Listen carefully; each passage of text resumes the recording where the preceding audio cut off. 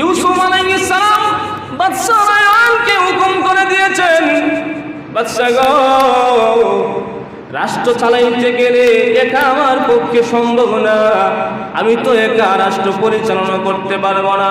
7 বছর পর্যন্ত দেশের মধ্যে যে রহমত বর্ষণ হবে, আকাশ থেকে রহমতের বৃষ্টি বর্ষণ হবে, যেই জায়গায় হোক না কেন, পাথরের উপরেও যদি ফসল ফলানো হয় সেই জায়গা থেকে গাছ উঠবে। 7 বছর যদি দেশের ভিতরে পরিপূর্ণ পাবে, আমি যদি শস্যগুলা লাগাইতে না পারি, অর্থনৈতিক অবস্থাটা যদি ভালো করতে না পারি, তাহলে দেশের উন্নতি করা সম্ভব নয়। এই 7টা বছর ভালোভাবে দেশের উন্নতি করতে পারলে পরবর্তী যে 7টা বছর আসবে, অভাবের বছর, যেই বছর দেশের মধ্যে দুর্ভিক্ষ চলে আসবে, 7টা বছর ভালোভাবে ফসল সংগ্রহ করতে পারলে পুরা 7টা বছর নিশ্চিন্তে আমরা কাটাইতে পারবো। আর যদি প্রথম 7টা বছর আমাদের অবহেলায় চলে যায়, সুরের হাতে যদি ক্ষমতা চলে যায়, তাহলে দ্বিতীয়বার যে 7 বছর চলে আসবে, ওই 7 বছর দুর্ভিক্ষ কাটিয়ে আমরা উঠতে পারবো না। তাহলে কি করা যায়? এমন আল্লাহওয়ালা লোক, আমানতদারিতা লোক, ভালো ভালো লোক নিয়োগ দিতে হবে, যেই লোকগুলা কাটি মানুষ, যেই লোকগুলা ভালো মানুষ। বাদশা রায়্যান ডাকতে বলেন, এই মুহূর্তে এত ভালো মানুষ আমি কোথায় থেকে দিব? তোমাকে এই মুহূর্তে আমি ভালো মানুষ কই থেকে এনে দিব?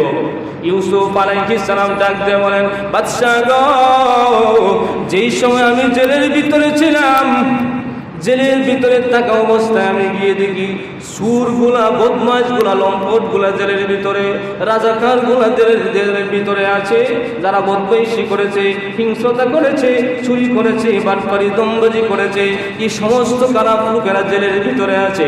আমি জেলের ভিতরে প্রবেশ করার পর থেকেই তাদেরকে এমন তালিম দিয়েছি, এমন শিক্ষা দিয়েছি, এই মানুষগুলো আর সুর নয়, এই মানুষগুলো এখন আর বদমাইশ নয়, এই মানুষগুলো আর এখন ডাকাত নয় নাই।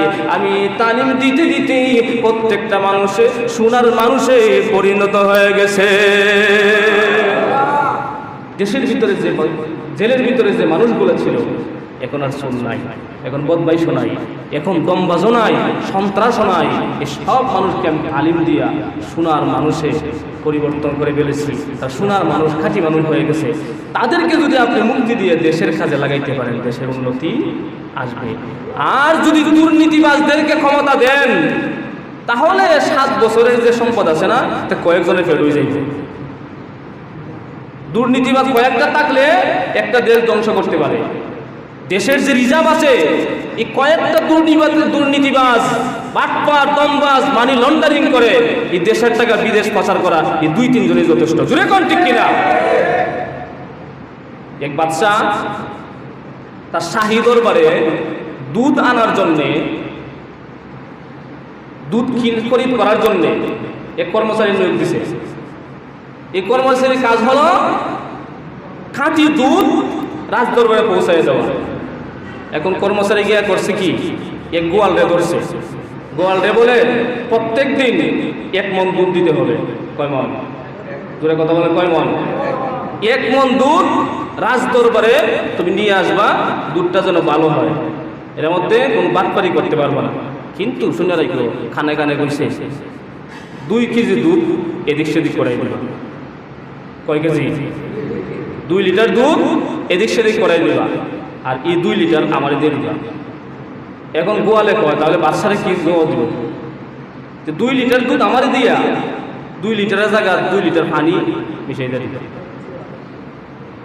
2 লিটার, 1 মণ দুধের মধ্যে যদি 2 লিটার পানি দেয়, বোঝা যাবে? বোঝা যাবে। এখন চুক্তি করছে গোয়ালের সাথে, গোয়াল তো রাজি হয় না। সে কয়, রাজু যদি না হও, পানি না দিলেও তুমি পানি দিছ, তোমার চাকরি নট, আর জেলের ভিতরে ঢুকুন লাগবে। বেড়া আসি বাদ কইরে, সমস্যা নাই, নেও 2 লিটার, জবাব দিলে তুমি দেবে আমার কি। এখন দুধ নেওয়া যায়। রাজার কিছু বাচ্চার সঙ্গ হইল, দুধের মধ্যে কিছু একটা এদিক সেদিক বোঝা যায়। এখন এই কর্মচারী চেক দেওয়ার জন্য আরেকটা কর্মচারী নিয়োগ দিছে। এই কর্মচারীরা চেক দিবে যে দুধের মধ্যে ভেজাল গড়াই কিনা। এখন তারা যখন নিয়োগ দিছে সে ওকে তার সাথে হাত মিলাইছে, মিলাইয়া আগে নিত সে 2 লিটার, এখন আরেকজন যুগ হয়েছে হেও আরেক দুর্নীতিবাজ, হে কয় আমার দিবে আর 2 লিটার, আর 2 লিটারের জায়গায় আর 2 লিটার পানি মিশাইছে। এখন কয় লিটার হয়েছে? দেশের উন্নতি হয়েছে না অবনতি হয়েছে? কর্মচারী বাড়ছে না কমছে? কর্মচারী বাড়লে দেশের উন্নতি হবে। এখন এমন উন্নতি হইতেছে, এখন 2 লিটারের জায়গায় কয় লিটার? 4 লিটার। কিছুদিন পরে আরেকটা নিয়োগ দিছে, এরা যে দুধ দিয়ে আসে ওই রাস্তার চেক দিবি, 2টারে চেক দিবি, তারা দুধের মধ্যে ভেজাল করাই করে। এখন তারা যখন দুধ দিয়ে আয়, আপনারা কি করেন? আমরা কি করি বুঝতে গেলে আমরা দলে যোগ দিলে লাভ হইব কি? প্রত্যেকদিন 2 লিটার করে দুধ পাইবে, ওইটা তো বালা। 2 লিটার দুধ যদি দৈনিক পাই, খাইয়ে শরীরে তেলি ভাব আসবো, শরীরের মধ্যে এনার্জি অর্জন হইব। এখন কয় লিটার হয়েছে? 6 লিটার। এইভাবে কর্মচারী নিয়োগ দেয়, আর দুধের যত কর্মচারী নিয়োগ দেয় দুধের আর উন্নতি হয় না, দিন দিন খালি অবনতি হয়।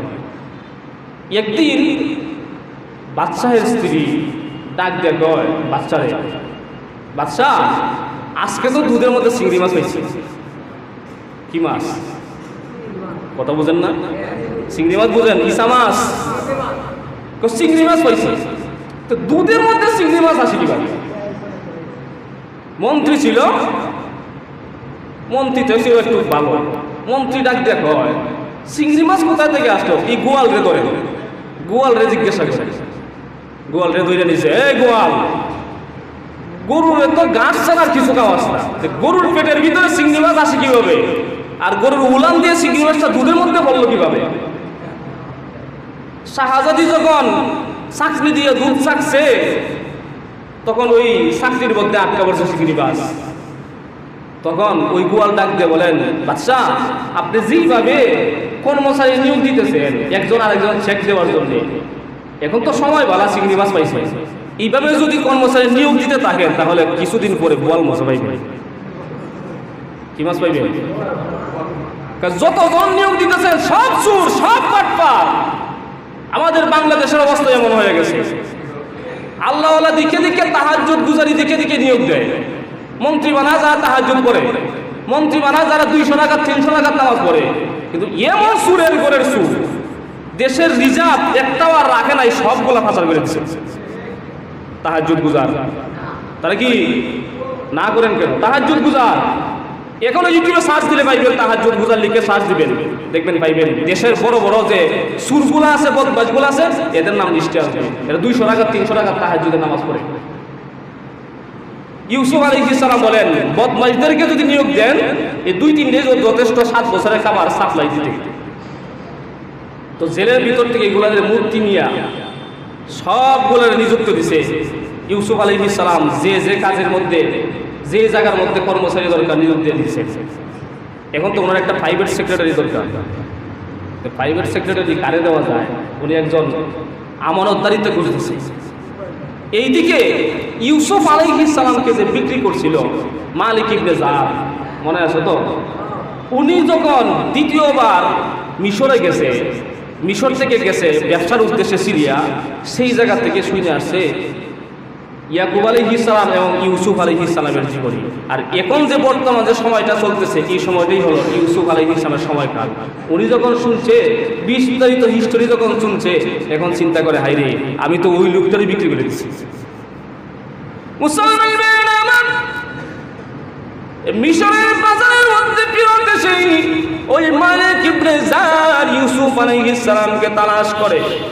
উনি তো জানে না ইউসুফ আলাইহিস সালাম তো এখন প্রধানমন্ত্রী হয়ে গেছে, অর্থমন্ত্রী হয়ে গেছে। উনি তো সেই কথা জানে না। উনি তো মনে করেছে যে রাষ্ট্রপতি যেই অর্থমন্ত্রীর কাছে ইউসুফকে বিক্রি করে দিয়েছিলাম, মনে হয় গোলাম হয়ে আছে। একদিন নয়, 2 দিন নয়, অনেক বছর পর্যন্ত ইউসুফ আলাইহিস সালামকে মালিক খুঁজতে খুঁজতে ইউসুফ আলাইহিস সালাম যখন প্রধানমন্ত্রী চেয়ারের মধ্যে বসে গেছেন, ওই সময় খুঁজে পাইলেন ইউসুফ আলাইহিস সালাম, যাকে আমি বিক্রি করে দিয়েছিলাম ছোট অবস্থায়। এই ইউসুফ পয়গম্বর আর গোলাম নয়, এখন উনি অর্থমন্ত্রীর দায়িত্ব পেয়ে গেছেন এবং প্রধানমন্ত্রী হয়ে গেছেন। গোপন সূত্রে জানতে পারছি, তাই না? তার আশেপাশের লোকদেরকে বলছে আমি ইউসুফের সাথে দেখা করতে চাই। ইউসুফকে গিয়ে বলো মালিক ইবনে জার নামক এক ব্যক্তি আপনাকে খুঁজে। যখন অনুমতি চাইল ইউসুফ আলাইহিস সালাম অনুমতি দিলেন।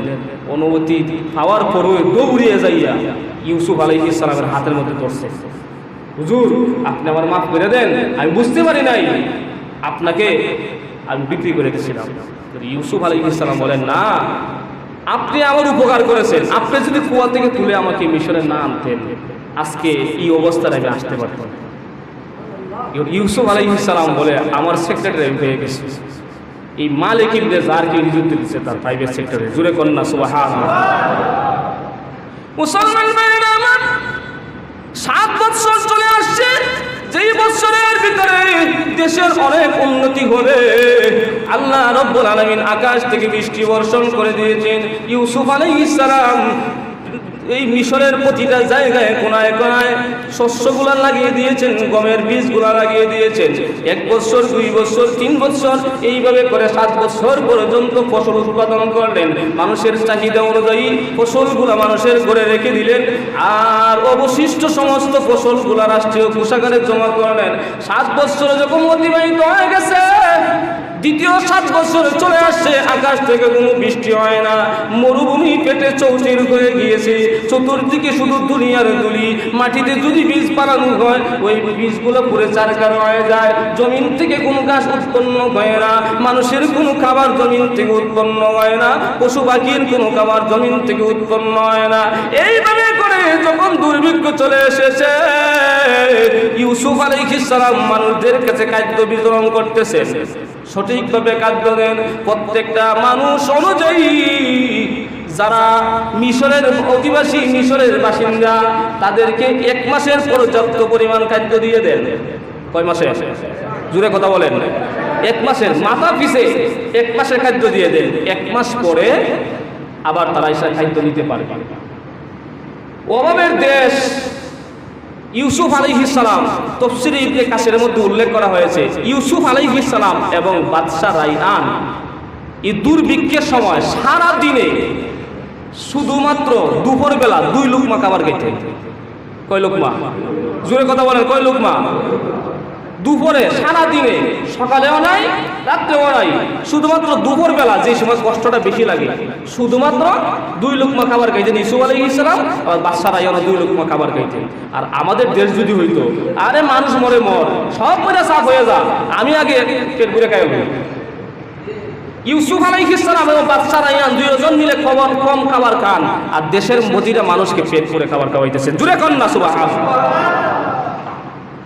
আবার ইউসুফ আলাইহিস সালাম যে জায়গার মধ্যে ইউসুফকে বিক্রি করেছিল ওই জায়গার মধ্যে মাঝে মাঝে তাল্লাশি লাগান, গিয়ে দেখেন সেই জায়গার মধ্যে যে গোলামগুলো আসছে।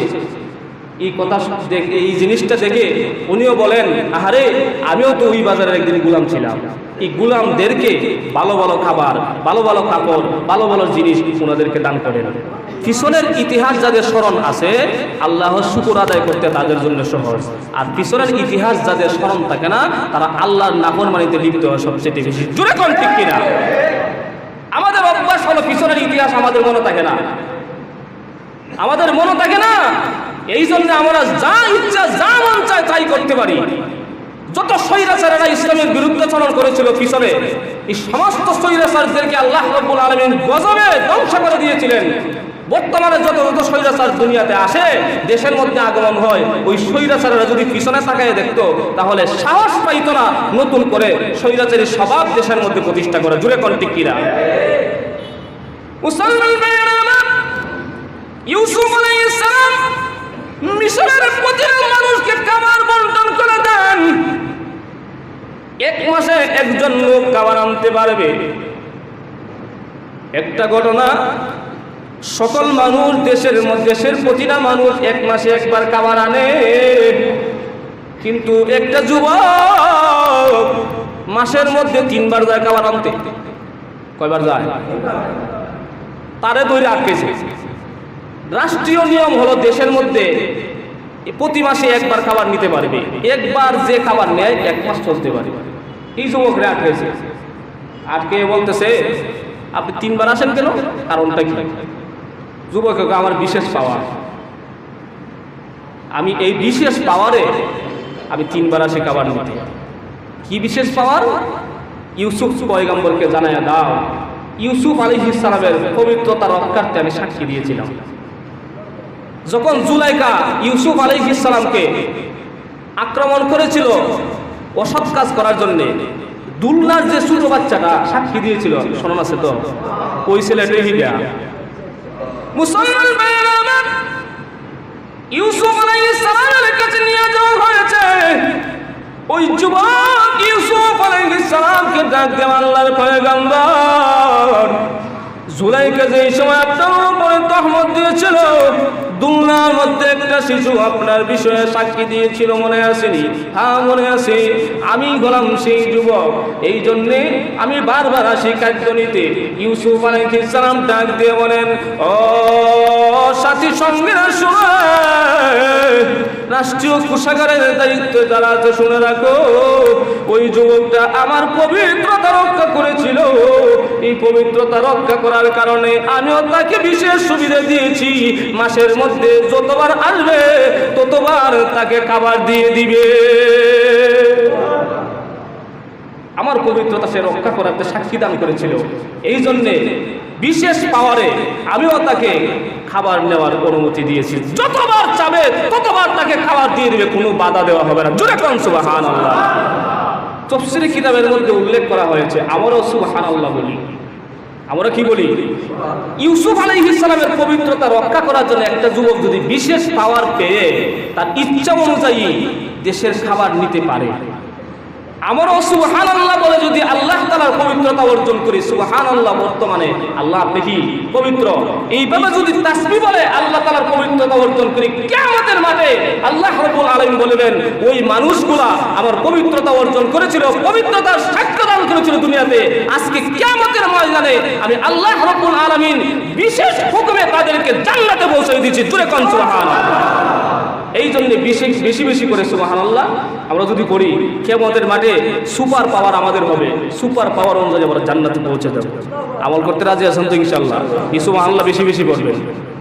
মুসলমান ভাইরা আমার, সেই দিকে মিশরের দুর্ভিক্ষ শুধু মিশরে না, মিশরের যে আশেপাশে যে দেশগুলো আছে, কেনান, সিরিয়া, লেবানন, যেই দেশগুলো আছে, প্রত্যেকটা দেশের মধ্যে দুর্ভিক্ষ ছড়িয়ে পড়েছে।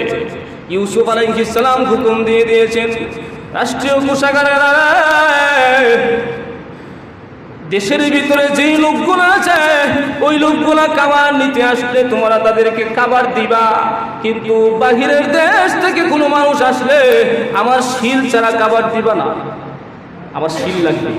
কারণ আমাদের দেশে যখন পর্যাপ্ত পরিমাণ খাবার আছে, মিশর অবস্থাটা সেই সময় এমন হয়ে গিয়েছিল, ইউসুফ আলাইহিস সালাম এমন পর্যায়ে নিয়ে গিয়েছিলেন, মিশরের মানুষদেরকে খাবার খাওয়ায়ও কম টাকায় আশেপাশের রাষ্ট্রে এই খাবারগুলা সেল করতে পারতেন। জোরে কন্যা সুবহানাল্লাহ। আমলদারিতা আছে বলেই এগুলা করতে পারতেন। যদি সুর বাটপারের হাতে পড়তো, দেশের মানুষই খাবার খেতে পারত না। বাংলাদেশের যে অর্থ আছে, অর্থনীতি অবস্থা যে ভালো, বাংলাদেশের মধ্যে উৎপাদন যে অবস্থায় আছে, যদি আমানতদারিতা থাকতো, এই বাংলাদেশ সারা বিশ্বের মধ্যে মাথা উঁচু করে দাঁড়াইতে পারতো। সুর বাটপার বদমাইশরা দেশের প্রতিটা সেক্টরে বসে গিয়েছিল, এই জন্য আজকে দেশের এই পরিস্থিতি। আমাদের দেশের কেস খেয়ে আমরা শেষ করতে পারবো না, আমাদের দেশের কাঁচামরিচ খেয়ে আমরা শেষ করতে পারবো না, আমাদের দেশের রসুন খেয়ে আমরা শেষ করতে পারবো না, আমাদের দেশের গম, ডাল, চাল এগুলো খেয়ে আমরা শেষ করতে পারি না। বাহিরের দেশে আমরা শেষ করতে পারি, কিন্তু সুরের দলেরা দেশের জিনিসগুলো বিদেশে বিক্রি করে, বিদেশ থেকে আইনা দেশের মধ্যে মাল সামানাগুলা আনতে আনতে দেশের টাকাগুলো বিদেশে, রিজার্ভগুলো বিদেশে পৌঁছে যাবে। আর আমানতদারিতা নাই, সুর বাট করে পড়ে গেছে। দেশে আমানতদারিতা থাকলে অল্প টাকায় দেশ পরিচালনা করা যায়, আর আমানতদারিতা না থাকলে সব পুরো দেশ যদি স্বর্ণে পড়ে যায়, তারপরও দেশ রক্ষা করা সম্ভব না। ইউসুফ আলাইহিস সালামের বাবা, ইউসুফ আলাইহিস সালামের বাবা ইয়াকুব আলাইহিস সালাম, মনে আছে তো? মুসলমান ভাইরা, 1 বছর না 2 বছর না 35 বছর পর্যন্ত ইউসুফ আলাইহিস সালামকে দেখে না, ইউসুফ আলাইহিস সালামের কথা শুনে না। ইয়াকুব আলাইহিস সালাম কান্না করতে করতে তার 2টা চোখ অন্ধ হয়ে গিয়েছে। কিতাবের মধ্যে উল্লেখ করা হয়েছে ইউসুফ আলাইহিস সালামকে খাওয়ানোর পরে থেকে ইয়াকুব আলাইহিস সালাম কোন রজনীতে বিছানা পিঠ লাগায় নাই। নামাজের মধ্যে দাঁড়াইয়া ইউসুফ ইউসুফ বলে কান্দে, আল্লাহর কাছে ডাক দিয়ে বলেন, রব্বুল আলামিন আমার সন্তানটাকে আমার কাছে ফিরিয়ে দিন। তাফসীর ইবনে কাসিরের মধ্যে উল্লেখ করা হয়েছে এবং আল বিদায়া ওয়ান নিহায়া কিতাবের মধ্যে উল্লেখ করা হয়েছে ইউসুফ আলাইহিস সালামকে যখন কুয়ার মধ্যে ফেলে দিয়া তার 10টা ভাইয়েরা তার একটা জামা নিয়ে গিয়েছিল, মনে আসেনি? ওই জামাটা ইউসুফ আলাইহিস সালামের ছিল। ওই জামাটা বাবা চোখের মধ্যে মুখের মধ্যে লাগান আর গ্রাম শুকে আর করতে করতে চোখের আলোত দৃষ্টি সব শেষ হয়ে গেছে, অন্ধ হয়ে গেছেন, খানা না খাইতে খাইতে কঙ্কাল হয়ে গেছে। সেই দিকেও তাদের 45 জনের একটা পরিবার। কয়জন? আবার দুর্ভিক্ষ চলে আসছে। এই দুর্ভিক্ষ পরে তারাও খাবার না খাইতে খাইতে এই 45 জন মানুষও কঙ্কালে পরিণত হয়ে যাইতেছে। তখন শুনতে পারলেন ইয়াকুব আলাইহিস সালাম যে মিশর এমন একটা রাষ্ট্র, দুর্ভিক্ষ চলাকালীন অবস্থায়ও সেই দেশে পর্যাপ্ত পরিমাণ খাদ্য আছে, দেশের মানুষে খাইতে পারে, আবার বাহিরেও অল্প টাকা সেল দিতে পারে।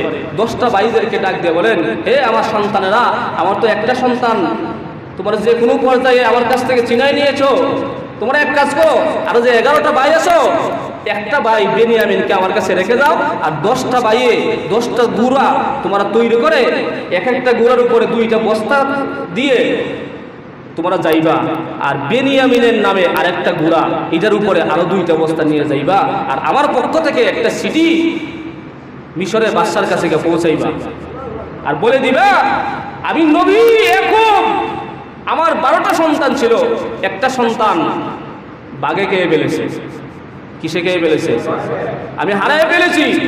এখন 11টা সন্তান আছে, 11টা সন্তানকে আমি দিতে পারি না, আমার বুক একেবারে খালি করে ছাড়তে পারি না। একটা সন্তানকে আমার কাছে রেখে দিয়েছি, 10টা সন্তানকে পাঠিয়ে দিয়েছি, আর গুড়া দিয়েছি 11টা।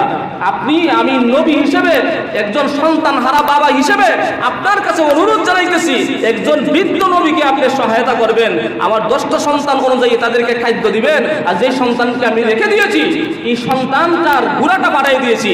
সন্তান নাই, মানুষ নাই, আপনার দেশের রাষ্ট্রীয় হুকুম হলো মাথা পিছে খাবার দেন। দেশের মানুষ নিতে পারে 1 মাসের, আর বাহিরের মানুষগুলো নিতে পারে 1 বছরের। দেশের মানুষে 1 মাসের, বাহিরের মানুষেরা 1 বছরে। তো আমার তো 10টা সন্তান পাঠিয়ে দিয়েছি, 10টা সন্তান অনুযায়ী মাথা গোনা হিসেবে আপনি দিবেন, আর আপনি অনুগ্রহপূর্বক আমার একটা সাবান যে পাঠিয়ে দিয়েছি, একটা গুড়া পাঠিয়ে দিয়েছি, অনুগ্রহ করে আমি নবীর উপর দয়া করে একটা সুয়ারির মধ্যে আরো 2 বস্তা 1 বছরের খাবার আমাকে দিয়ে দিয়েন। জোরে কন্যা সুবহানাল্লাহ। সিটি নিয়ে এবং গুড়া নিয়ে ইউসুফ আলাইহিস সালামের 10 ভাইয়েরা মিশরের মধ্যে রওনা দিয়েছে। আমাদের তাফসীর আজকে এখানেই সমাপ্ত। আগামী শুক্রবার থেকে ধারাবাহিক আলোচনা আরো হবে। এতক্ষণ যে আলোচনা করেছি আল্লাহ রাব্বুল আলামিন আমার সবাইকে আমল করার তৌফিক দান করুন। সকলেই পড়ি আমিন। ওয়া আখিরু দাওয়ানা আলহামদুলিল্লাহি রাব্বিল আলামিন।